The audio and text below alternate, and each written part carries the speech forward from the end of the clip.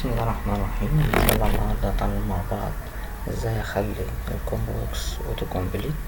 يعني هو بيبقى عندي كومبو بوكس وفي داتا في الموديل بتاعه، وانا بكتب في الكومبو بوكس هيخليها اوتو كومبليت. هنشوف مع بعض.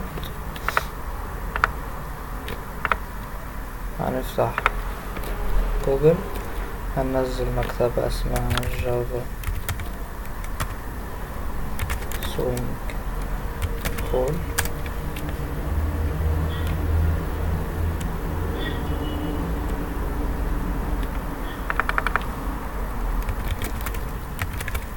سوينج كول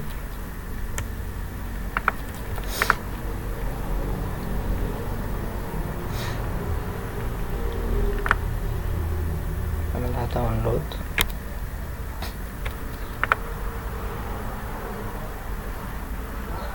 تمام.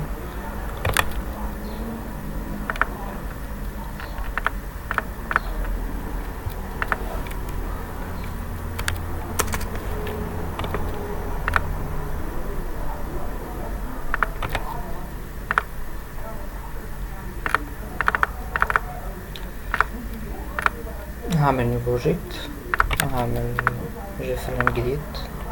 اوكي، هذا جي فريم. هنسحب من الباليت عندنا كومبو بوكس.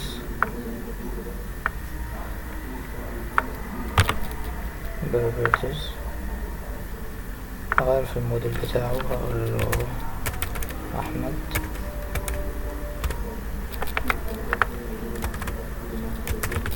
خالد. محمد.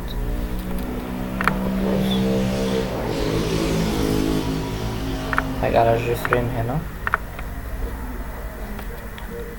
هضيف عندي المكتبة اللي انا نزلتها سوينج اول ديسكتوب. سوينج اول هستدعي الكلاس اسمها اوتو كومبليت ديكوريتور. تاني واحدة اللي هي دي، نستدعي منها الميثود ديكوريت. ديكوريت عندنا بتاخد بارامتر من نوع كومبو بوكس، هوصلها الكومبو بوكس بتاعي. تمام. كاريت اوبجكت هنا من جيفريم، نيو جيفريم دوت set usable true. نعمل run.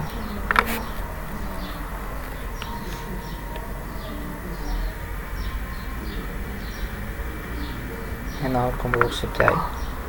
طيب انا لو كتبت خالد هيبدأ يكمل. طب اعمل باك سبيس، لو قلت ام او اتش بيكمل معايا. ده هيمشي بقى معايا على اي حاجة انا عايز اطبقها. اتمنى يكون الدرس فاتكم. لو عجبك الفيديو اضغط لايك. السلام عليكم ورحمة الله.